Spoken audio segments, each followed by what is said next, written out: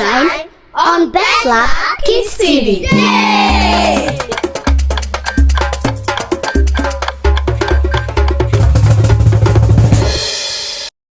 The story of David, how God chose young David to be king. Prophet Samuel had just recently told King Saul that God was about to take the kingdom of Israel away from him and will give it to another person because King Saul had sinned and failed to obey God's commandment. Even though this was God's message for King Saul, Prophet Samuel wasn't happy about it. One day, God told Samuel to fill his horn with oil and go to the house of Jesse in Bethlehem to anoint the next king. Prophet Samuel became very worried, for he thought that if King Saul hears of his intention to anoint another king, King Saul might choose to punish him for this. Prophet Samuel almost refused to go to Jesse's house, but God told him what to do. God instructed him to take a heifer to Bethlehem, and when he gets there, he will show him who was to be anointed in the house of Jesse. When Prophet Samuel got to Bethlehem, the elders of the town were perturbed, for they knew that Samuel's visit was very unusual, and it could mean that God was either with them or against them.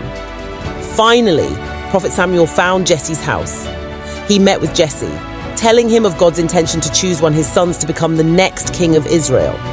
Jesse presented 7 of his sons, except one, self-assured that one of these 7 men would be chosen by God as the next king of Israel. When Samuel sees Jesse's eldest son, Eliab, he initially thinks he must be the chosen one because of his impressive appearance, for he was tall and good-looking, but God reminded Samuel that he looks at the heart, not just the outward appearance. Then Jesse's second son, Abinadab, was brought forward by Jesse, but Samuel tells him that God had not chosen Abinadab either.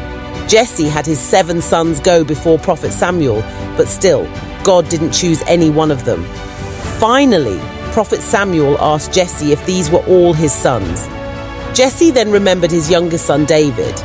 David, the last son of Jesse, was a shepherd boy unlike his brothers, who we soldiers in the army.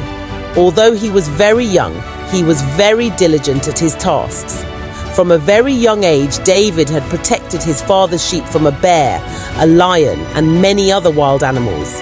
Prophet Samuel then told Jesse to send for young David, and he told his father and brothers that no one would sit or eat until David arrived. Immediately David came in. God told Samuel, "Rise and anoint him, for he is the next king of Israel."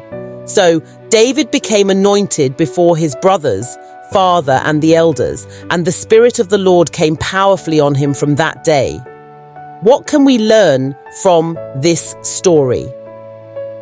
It is important to understand that God cares about your thoughts and your heart. God knows when you are diligent in your tasks and endeavors, and he will certainly reward your diligence. David took care of his father's sheep diligently, and God rewarded him by choosing him to be king of Israel. Task for the day. David was known as a shepherd boy because he helped his father take care of his sheep. What can you do to help your parents? Can you help your parents by making their job easier? With permission from your parents, ask if you could help to clean their shoes or get their office bags ready for work. It's quiz time. 1. According to the story, how many sons does Jesse have? A 4, B 7, C 8.